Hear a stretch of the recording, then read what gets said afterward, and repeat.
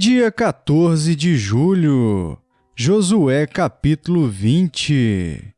Disse mais o Senhor a Josué: Fala aos filhos de Israel: Apartai para vós outros as cidades de refúgio de que vos falei por intermédio de Moisés, para que fuja para ali o homicida que por engano matar alguma pessoa sem o querer, para que vos sirvam de refúgio contra o vingador do sangue.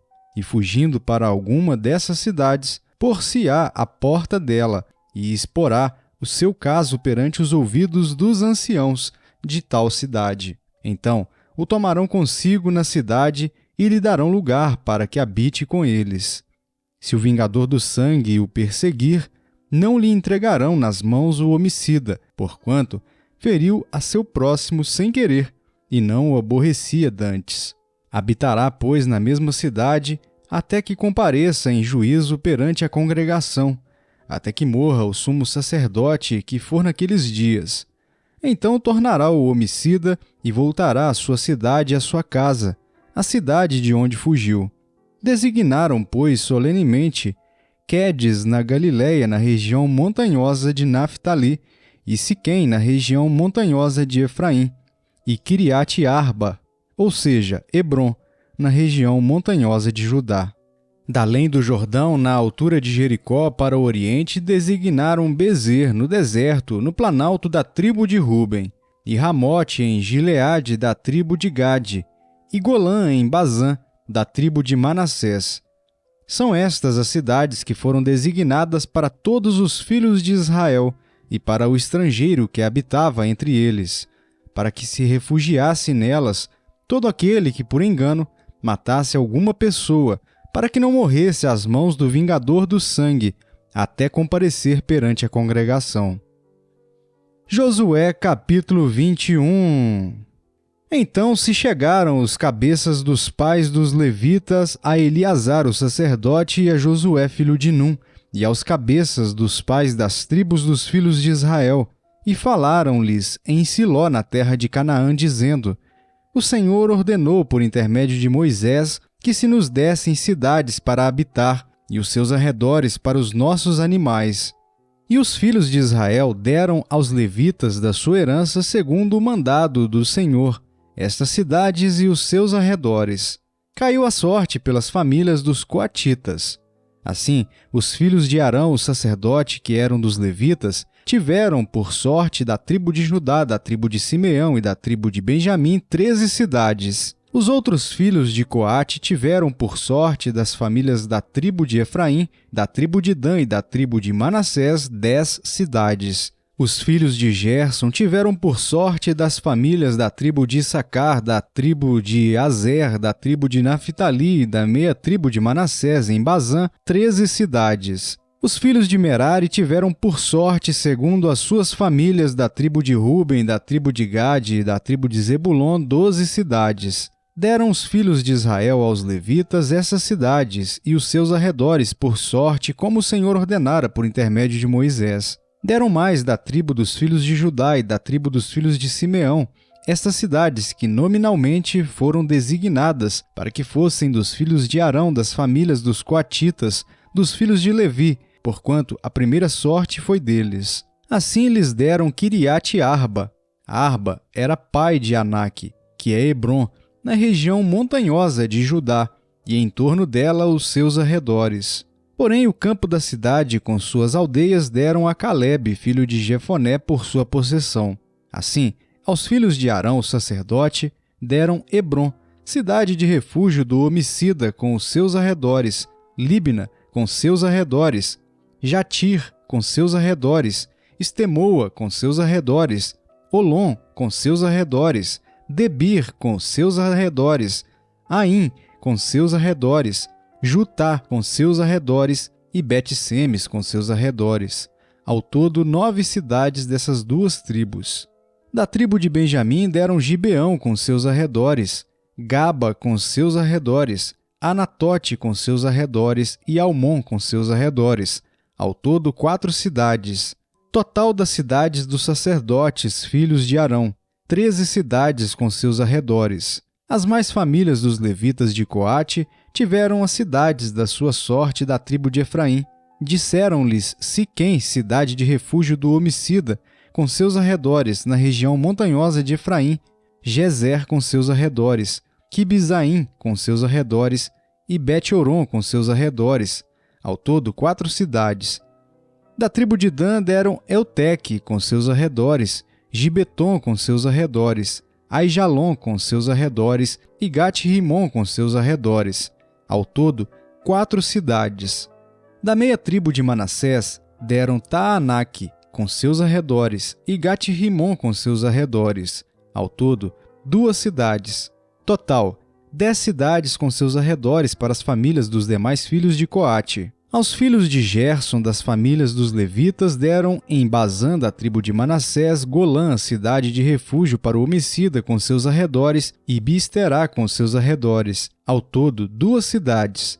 Da tribo de Issacar deram Quisião com seus arredores, Daberate com seus arredores, Jarmute com seus arredores e En-Ganim com seus arredores, ao todo 4 cidades. Da tribo de Azer deram Misal com seus arredores, Abidom com seus arredores, Eucate com seus arredores e Reobe com seus arredores, ao todo 4 cidades. Da tribo de Naftali deram na Galiléia Quedes, cidade de refúgio para o homicida com seus arredores, Amote-Dor com seus arredores e Cartã com seus arredores, ao todo 3 cidades. Total das cidades dos Gersonitas, segundo as suas famílias, 13 cidades com seus arredores. As famílias dos demais levitas dos filhos de Merari deram da tribo de Zebulon Joquineão com seus arredores, Cartá com seus arredores, Dímina com seus arredores e Naalau com seus arredores, ao todo 4 cidades. Da tribo de Ruben deram Bezer com seus arredores, Jaza com seus arredores, Quidimote com seus arredores e Mefaate com seus arredores, ao todo 4 cidades. Da tribo de Gade deram em Gileade Ramote, cidade de refúgio para o homicida com seus arredores, Maanaim com seus arredores, Esbom com seus arredores e Jazer com seus arredores, ao todo 4 cidades. Todas essas cidades tocaram por sorte aos filhos de Merari, segundo as suas famílias, que ainda restavam das famílias dos levitas, 12 cidades. As cidades, pois, dos levitas no meio da herança dos filhos de Israel foram ao todo 48 cidades com seus arredores, cada uma das quais com seus arredores em torno de si. Assim foi com todas essas cidades. Dessa maneira deu o Senhor a Israel toda a terra que jurara dar a seus pais, e a possuíram e habitaram nela. O Senhor lhe deu repouso em redor, segundo tudo quanto jurara a seus pais. Nenhum de todos os seus inimigos resistiu diante deles. A todos eles o Senhor lhes entregou nas mãos. Nenhuma promessa falhou de todas as boas palavras que o Senhor falara à casa de Israel. Tudo se cumpriu. Atos dos Apóstolos, capítulo 1. Escrevi o primeiro livro, ó Teófilo, relatando todas as coisas que Jesus começou a fazer e a ensinar, até o dia em que, depois de haver dado mandamentos por intermédio do Espírito Santo aos apóstolos que escolhera, foi elevado às alturas. A estes também, depois de ter padecido, se apresentou vivo, com muitas provas incontestáveis, aparecendo-lhes durante 40 dias e falando das coisas concernentes ao reino de Deus. E comendo com eles, determinou-lhes que não se ausentassem de Jerusalém, mas que esperassem a promessa do Pai, a qual disse ele: de mim ouvistes. Porque João, na verdade, batizou com água, mas vós sereis batizados com o Espírito Santo, não muito depois destes dias. Então, os que estavam reunidos lhe perguntaram: Senhor, será este o tempo em que restaures o reino a Israel? Respondeu-lhes: Não vos compete conhecer tempos ou épocas que o Pai reservou pela sua exclusiva autoridade, mas recebereis poder ao descer sobre vós o Espírito Santo, e sereis minhas testemunhas, tanto em Jerusalém como em toda a Judéia e Samaria, e até aos confins da terra. Ditas estas palavras, foi Jesus elevado às alturas, à vista deles, e uma nuvem o encobriu dos seus olhos. Estando eles com os olhos fitos no céu, enquanto Jesus subia, eis que 2 varões vestidos de branco se puseram ao lado deles e lhes disseram: Varões galileus, por que estáis olhando para as alturas? Esse Jesus que dentre vós foi assunto ao céu, virá do modo como o vistes subir. Então voltaram para Jerusalém do monte chamado Olival, que dista naquela cidade tanto como a jornada de um sábado. Quando ali entraram, subiram para o cenáculo, onde se reuniam Pedro, João, Tiago, André, Filipe, Tomé, Bartolomeu, Mateus, Tiago, filho de Alfeu, Simão, o Zelote, e Judas, filho de Tiago. Todos estes perseveravam unânimes em oração com as mulheres, com Maria, mãe de Jesus, e com os irmãos dele. Naqueles dias, levantou-se Pedro no meio dos irmãos. Ora, compunha-se a assembleia de umas 120 pessoas, e disse: Irmãos, convinha que se cumprisse a escritura que o Espírito Santo proferiu anteriormente por boca de Davi, acerca de Judas, que foi o guia daqueles que prenderam Jesus, porque ele era contado entre nós e teve parte neste ministério. Ora, este homem adquiriu um campo com o preço da iniquidade, e precipitando-se rompeu-se pelo meio, e todas as suas entranhas se derramaram. E isto chegou ao conhecimento de todos os habitantes de Jerusalém, de maneira que em sua própria língua esse campo era chamado Aceldama, isto é, campo de sangue, porque está escrito no livro dos Salmos: Fique deserta a sua morada, e não haja quem nela habite, e tome outro o seu encargo. É necessário, pois, que dos homens que nos acompanharam, todo o tempo que o Senhor Jesus andou entre nós, começando no batismo de João, até o dia em que dentre nós foi levado às alturas, um destes se torne testemunha conosco da sua ressurreição. Então propuseram 2, José chamado Barsabás, cognominado Justo, e Matias, e orando disseram: Tu, Senhor, que conheces o coração de todos, revela-nos qual destes 2 tens escolhido para preencher a vaga neste ministério e apostolado, do qual Judas se transviou, indo para o seu próprio lugar. E os lançaram em sortes, vindo a sorte recair sobre Matias, sendo-lhe então votado o lugar com os 11 apóstolos. Jeremias capítulo 10.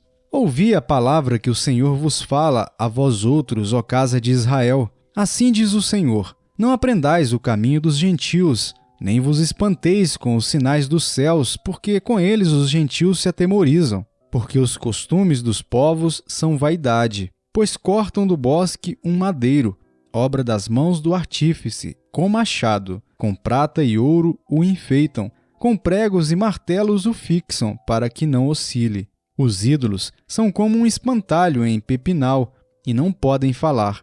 Necessitam de quem os leve, porquanto não podem andar. Não tenhais receio deles, pois não podem fazer mal, e não está neles o fazer o bem. Ninguém há semelhante a ti, ó Senhor. Tu és grande, e grande é o poder do teu nome. Quem te não temeria a ti, ó Rei das nações? Pois isto é a ti devido. Porquanto entre todos os sábios das nações, e em todo o seu reino, ninguém há semelhante a ti, mas eles todos se tornaram estúpidos e loucos.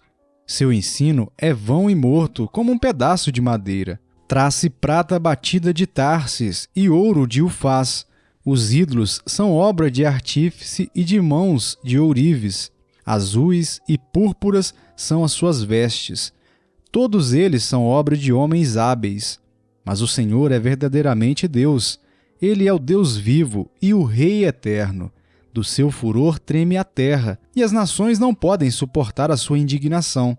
Assim lhes direis: os deuses que não fizeram os céus e a terra desaparecerão da terra e de debaixo destes céus.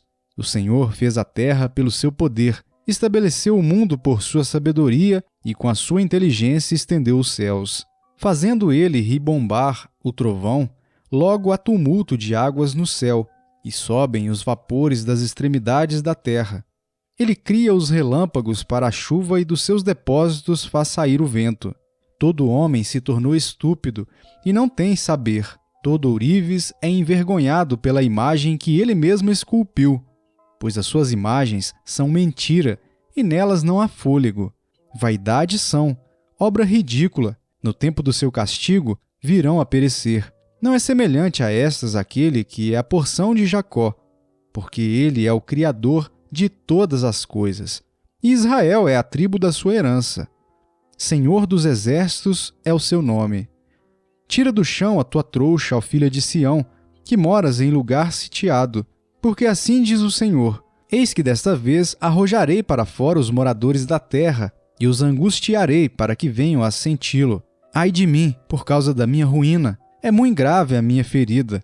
Então eu disse: com efeito é isto meu sofrimento, e tenho de suportá-lo. A minha tenda foi destruída, todas as cordas se romperam, os meus filhos se foram e já não existem. Ninguém há que levante a minha tenda e lhe erga as lonas, porque os pastores se tornaram estúpidos e não buscaram ao Senhor. Por isso, não prosperaram, e todos os seus rebanhos se acham dispersos. Eis aí um rumor. Eis que vem grande tumulto da terra do norte, para fazer das cidades de Judá uma assolação, morada de chacais. Eu sei, ó Senhor, que não cabe ao homem determinar o seu caminho, nem ao que caminha o dirigir os seus passos. Castiga-me, ó Senhor, mas em justa medida, não na tua ira, para que não me reduzas a nada. Derrama a tua indignação sobre as nações que não te conhecem e sobre os povos que não invocam o teu nome, porque devoraram a Jacó. Devoraram-no, consumiram-no e assolaram a sua morada. Mateus capítulo 24. Tendo Jesus saído do templo, ia se retirando quando se aproximaram dele os seus discípulos para lhe mostrar as construções do templo. Ele, porém, lhes disse: não vedes tudo isto? Em verdade vos digo que não ficará aqui pedra sobre pedra que não seja derribada. No Monte das Oliveiras achava-se Jesus assentado, quando se aproximaram dele os discípulos em particular e lhe pediram: dize-nos quando sucederão estas coisas e que sinal haverá da tua vinda e da consumação do século. E ele lhes respondeu: vede que ninguém vos engane, porque virão muitos em meu nome dizendo: eu sou o Cristo, e enganarão a muitos. E certamente ouvireis falar de guerras e rumores de guerras.